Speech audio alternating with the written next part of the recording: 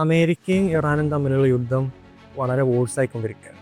UAE, Saudi Arabia, Bahrain, Kuwait, Qatar, Jordan, ഇപ്പം Oman തുടങ്ങിയ രാജ്യങ്ങളെല്ലാം target ചെയ്യപ്പെടുകയും അതുപോലെ തന്നെ ബ്ലാസ്റ്റ് ചെയ്യപ്പെടുകയും ചെയ്യാണ്. ചരക്ക് ഗതാഗതം പൂർണ്ണമായും ഇമ്മൊബിലൈസ് ചെയ്യപ്പെട്ടു. ഇൻഫാക്ട് 1000 പോയിന്റിലേറെ ഇടിഞ്ഞാണ് ആളുകൾ.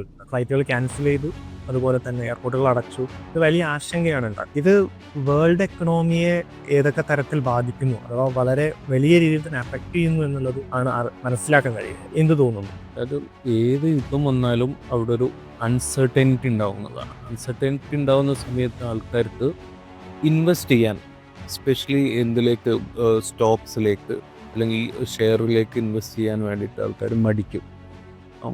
ബിസിനസ് എല്ലാം ഒന്ന് സ്റ്റക്ക് ആവുന്ന നിമിഷമായിരിക്കുമല്ലോ.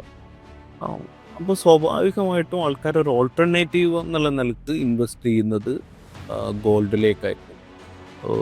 ഈ കഴിഞ്ഞ കുറേ പ്രശ്നങ്ങൾ ഉണ്ടായിരുന്ന സമയത്താണ്, ലോകത്തിന് ഇതേപോലെ ജിയോ പൊളിറ്റിക്കൽ ഇഷ്യൂസ് ഉണ്ടായിരുന്ന സമയത്താണ് സ്വർണത്തിന് ഭയങ്കരമായിട്ട് പ്രൈസ് ഹൈക്ക് ഉണ്ടായിട്ടുണ്ടല്ലോ.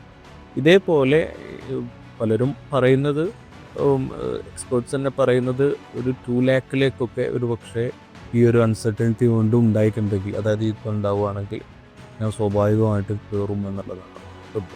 ഒരു പവന് ആംഗിളിലാണല്ലോ നമ്മൾ പറയാറ്, റേറ്റ് കയറും എന്നാണ് പറയുന്നത്.